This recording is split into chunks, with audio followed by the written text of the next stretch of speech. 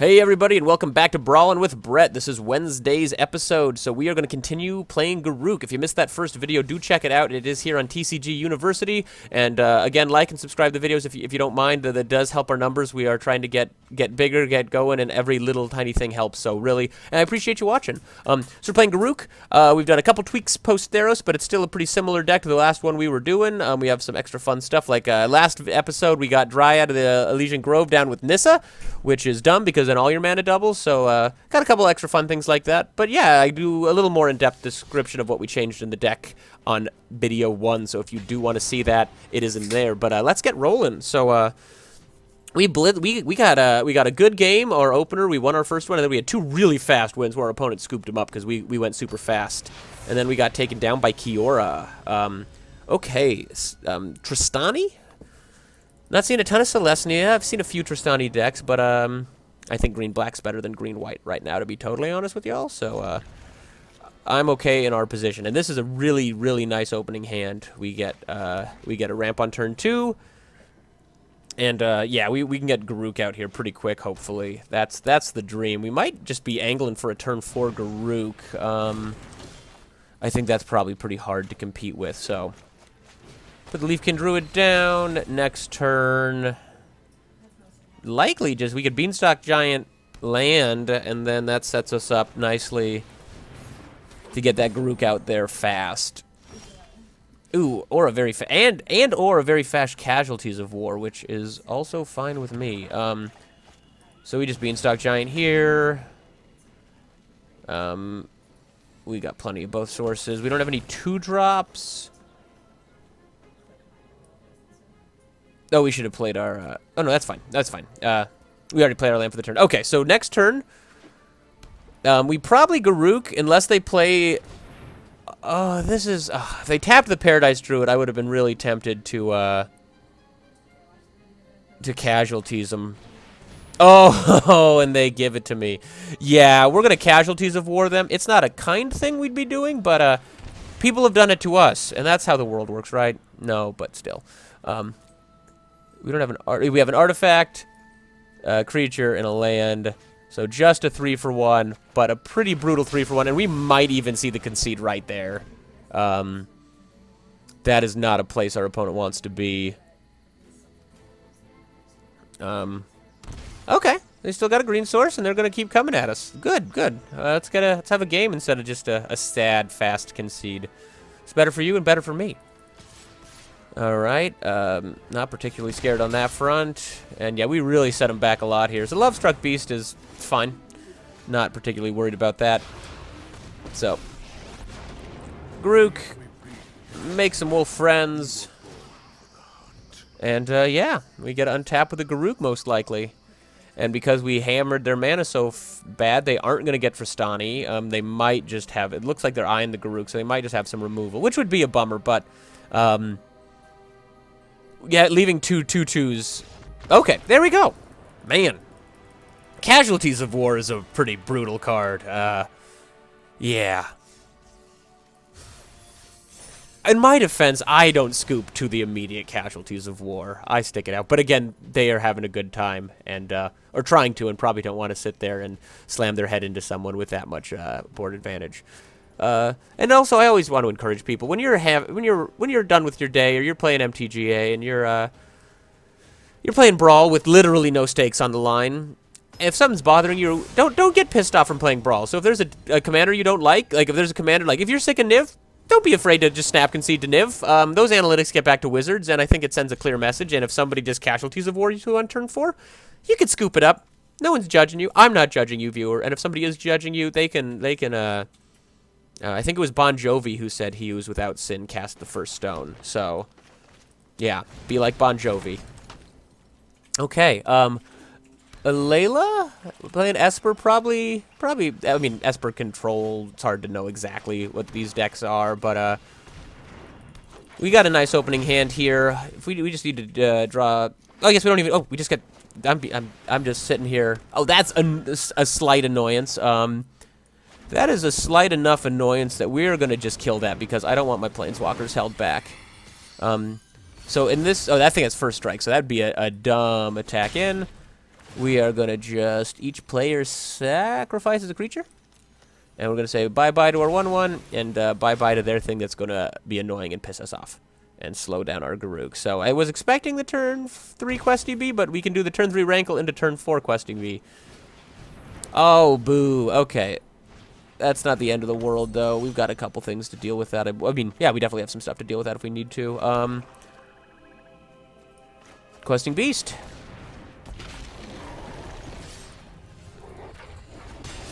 And, ooh, we're getting them pretty fast, so...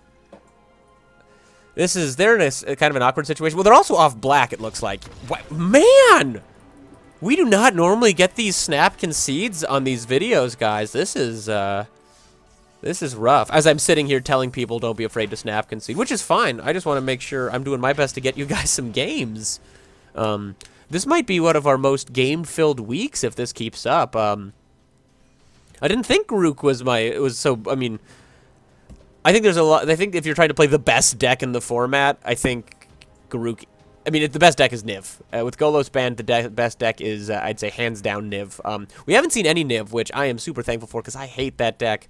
Another thing I think I should probably point out is I complain about Niv, but I kind of run aggro mid-range decks, and so maybe Niv is... I mean, Niv is certainly hard... If you can counter that Niv every time, they're going to have a real bad time, so... maybe Niv isn't as much of a problem. Clearly, Wizards didn't think Niv was as much of a problem because they didn't ban Niv. They banned Golos. And so, yeah, maybe I'm a little bit off on that. I just am generally very annoyed by Niv. We're going to grab the Dryad because we have Nissa, and if we can go Dryad turn 3 into Nissa turn 4, that's going to be a really good spot. So Prime Speaker Vanifar is a cool commander, but I really think, to be totally honest with y'all, the deck is better. It's a better commander. I mean, well, that's the problem with it in commander, it's generally untap and, like, win the game, and you don't have to untap and win the game, but it kind of falls into one of those, like, you have to try not to win. We're going to swing our 1/1 into a 2/1 because no reason not to. So we just need to top deck a land, and things are going to get real rough for our opponent. Thankfully... Oh. Wow! I mean... I'm assuming that was a misclick. Oh boy. Maybe I'm wrong. Viewers... Don't snap concede if you're playing Brawl, because you might be playing someone who's trying to make some videos, and it makes it hard if every game we just clean right up. This is a mulligan, I think. Like, it's fine. Kenrith isn't probably going to go blazing fast, but I just don't think that's where we want to be. This is better. This is better. I'm much happier with this. I'd love another black source. Really love that early Rankle, but we get to be in a situation where we can try to set ourselves up for that. Hey, there it is. Now, it's not an untapped black source, but... well, so we're not getting... I guess we're not necessarily off the Rankle, so... if we draw a swamp, we're okay. And if not, we can still do other stuff. Oh, that's interesting. I'm curious. I'm always keen to see people try to build, or see if people are interested in building I should say, non-5-color Kenrith decks, because you certainly can. Oh, what was I thinking there? Oh, I played our wrong land out. Oof. I was talking to y'all viewers, so we're gonna just end the turn, and we're gonna hold E to Extinction up, I guess. Ugh. Okay, yeah, that's a card that we don't want our opponent to have in the Kenrith deck. I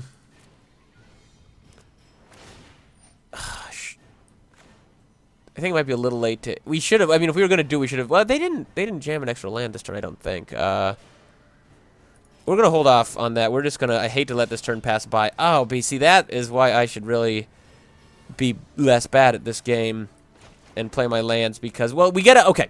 It's going to be all right. It's going to be okay, viewers.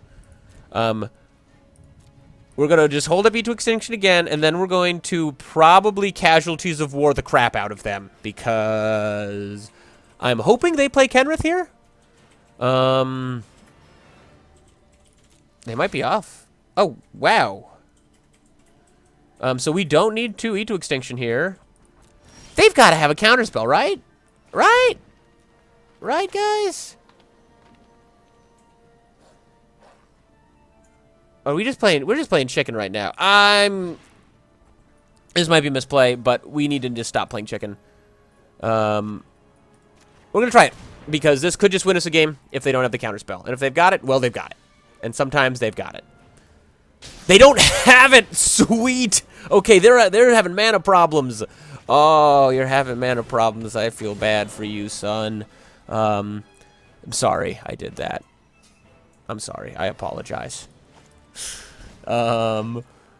Yeah, let's just keep going after their mana. It's not a nice way to live your life, but it's a good way to live your life.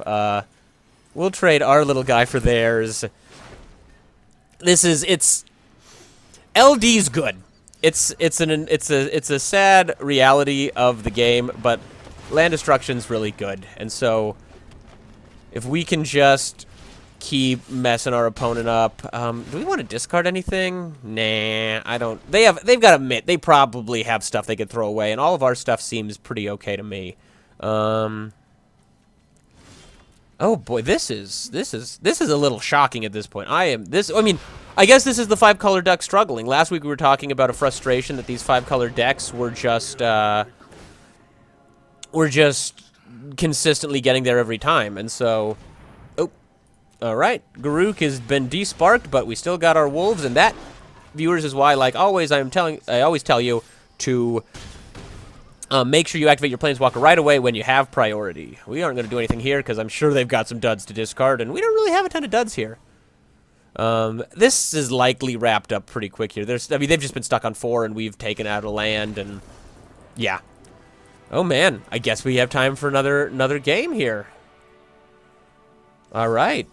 I was playing the Brawlers Guild Hall the other day, and was running into all of the Golos. It seemed like people were really trying to get their last Golos games in, so I was kind of expecting like a final Golos heyday, but guess not. Which fine with me because I'm tired of playing against Golos and Niv. I really don't mind playing against Kenrith as much. I don't feel like Kenrith is as frustrating now. Certainly, sometimes you're gonna have the Kenrith player go turn 4 Fires of Invention, turn 5 Kenrith, and then just stomp all over you.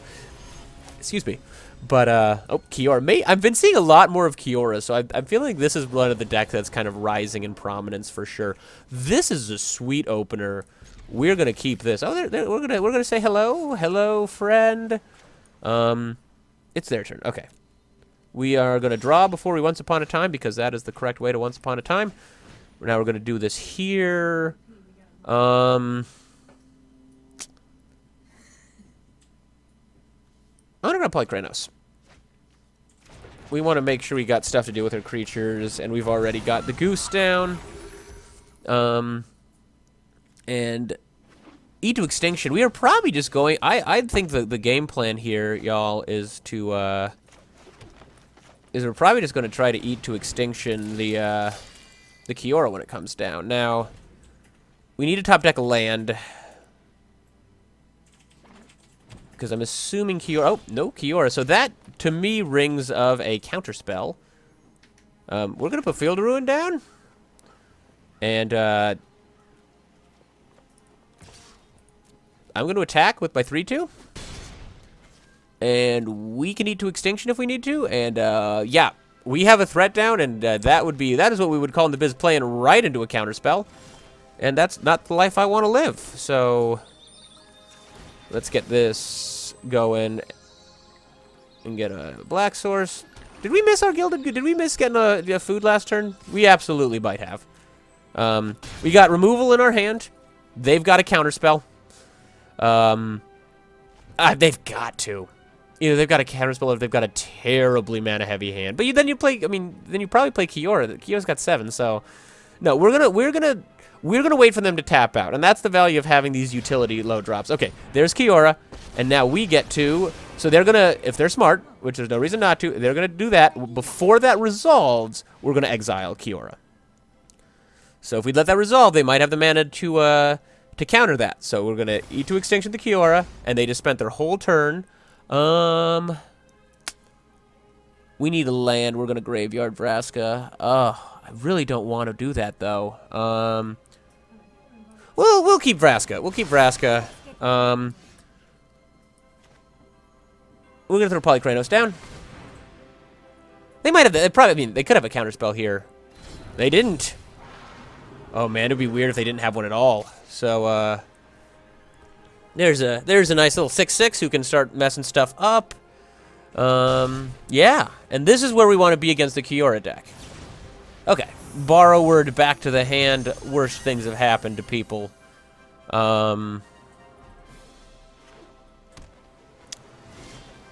Yeah, this is really feeling to me. So, this is one of those situations where, so we're going to attack first. We're going to see if anything wacky happens on the attack. Chip them on down. We are going to do the half of Lovestruck Beast here, the cheap half. So that delay to me says counterspell.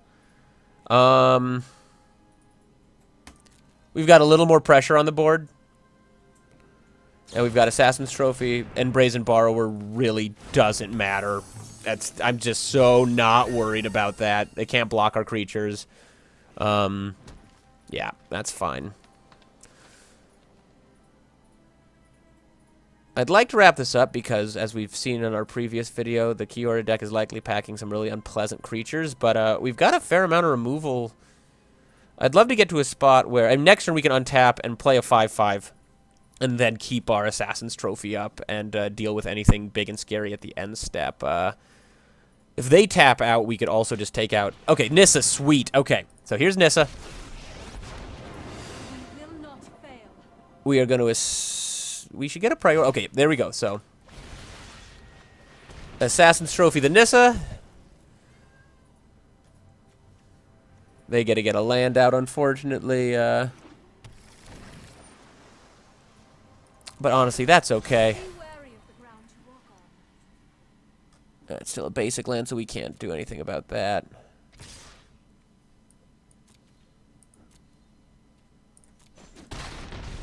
Non-land permanent, so unfortunately, I mean, it's not a huge deal, to be totally honest. I don't feel like we need to wipe the board up here. We certainly could.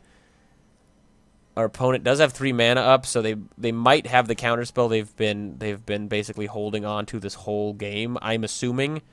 Let's see if they'll play it on a 5/5. Yeah, so they clearly have something they can do. They could be in full control. They could be just bluffing the crap out of us this whole game, but... Yep, okay. We got them to pop the Sinister Sabotage that on a 5/5. That 5/5 for 3. That's fine with me.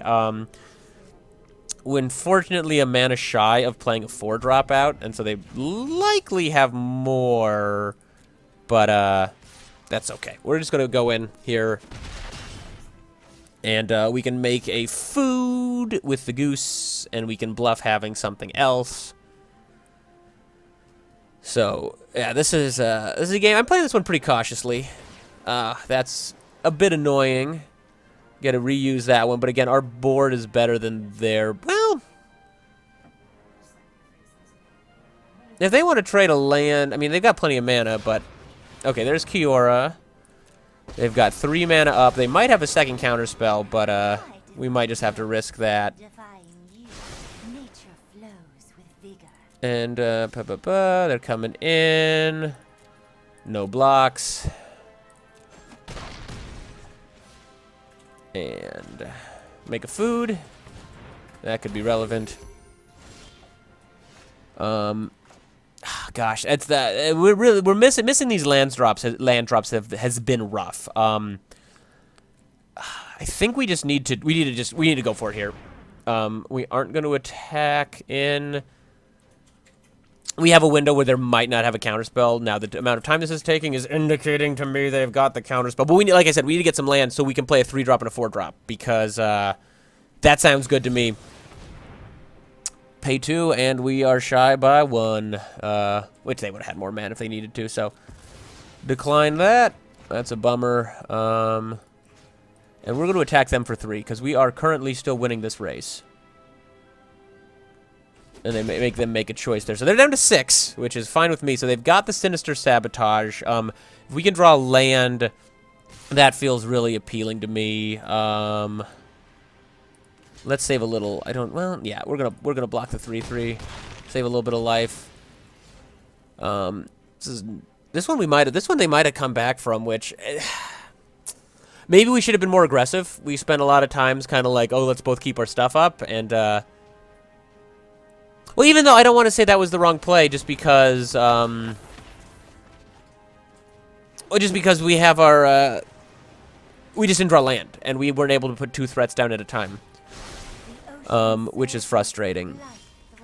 Okay, there's our land. So we're gonna put the first Iron Games down. So they didn't go for that one. The Sinister Sabotage Exile. No. So we're gonna put Polykranos down. And they're probably gonna counter this, but they aren't countering him forever. We have we can bring him back next turn potentially.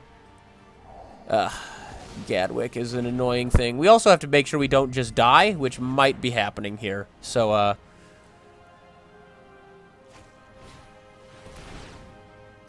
oh yeah, we just lost the game. Okay, they win. All right. Okay.